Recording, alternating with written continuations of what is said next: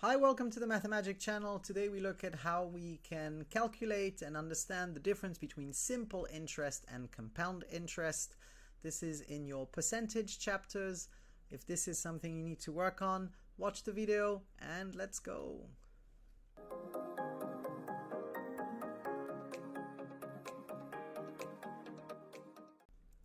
Alright, so simple interest, we're going to write this on the left and we're just going to write SI, and compound interest, we often find this written out as CI. And so what is the difference between the two? So let's imagine here that we have $1,000. So we'll take our $1,000 and we're going to imagine that we're looking at an increase of 8% over a period of time. So an increase of 8%, there's a few ways that you can write that down. Typically speaking, and the most reliable method, is to use a multiplier.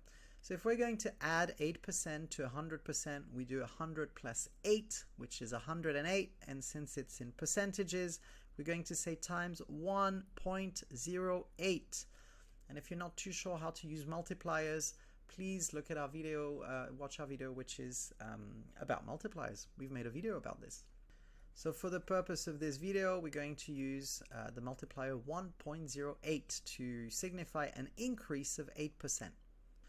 So if we take our $1,000 here, the difference between simple interest and compound interest is that in simple interest territory, we're going to always take 8% of 1,000. So if you do 1,000 and you multiply this by 1.08, well, the 0.8 is going to give you $80 and you'll get 1,080. And so if you keep doing 1,000 times 1.08, since we're always taking the same value, it's always 1080, and we can do this a bunch of times.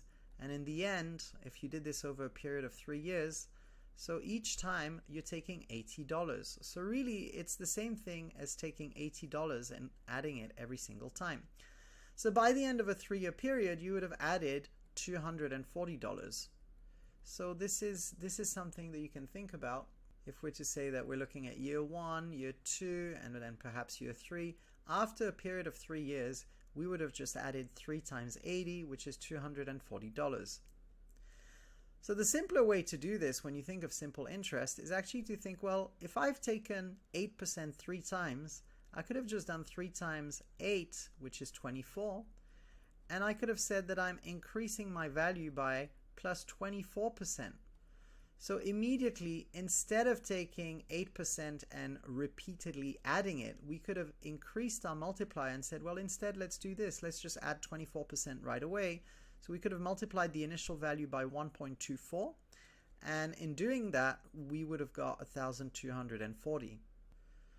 So using a multiplier of 8% for a period of 3 years is the same thing. It's exactly the same thing as using a multiplier of 24% once.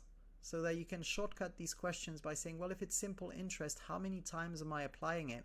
And what total interest does that amount to?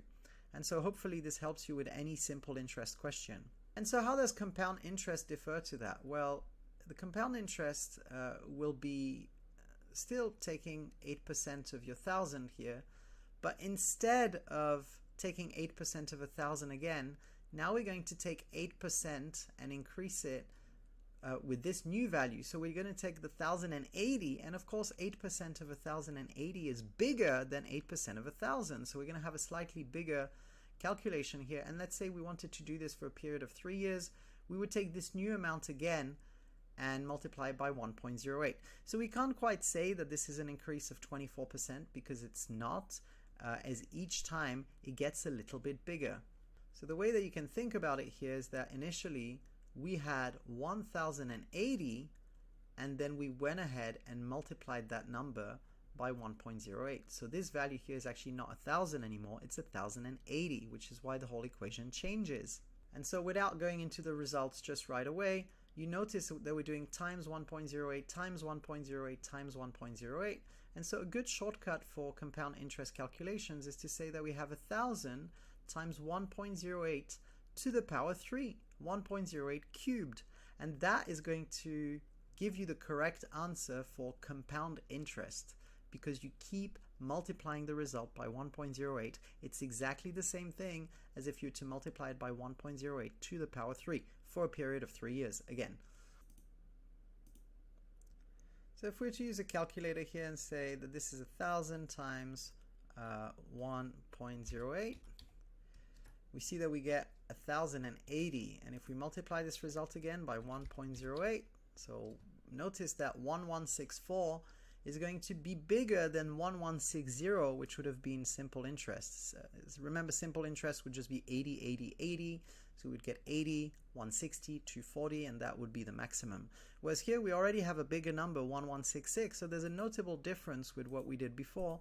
And if we multiply this result again, it'd probably be bigger than 1240. Actually, it's going to be 1259. So the result of this calculation is actually a little bit bigger than what we had last time. Instead of 1240, we have 1259.71. So we can say that the result of this calculation is $1259.71. And immediately we see that compounding interest usually leads to greater values than simple interest. And so if we wanted to shortcut this whole process for compound interest, what we would do is 1,000 times 1.08 to the power 3, so cubed, and notice that we get 1259.712 just like we did before. And so this is how the formula works for compound interest. Thank you for watching the Mathemagic channel. I hope this was useful to you to understand the difference between simple interest and compound interest. Remember to give us a like, subscribe, and follow so we can bring you more math videos and help you with your journey in mathematics. Until next time, see you on the next one. Bye-bye.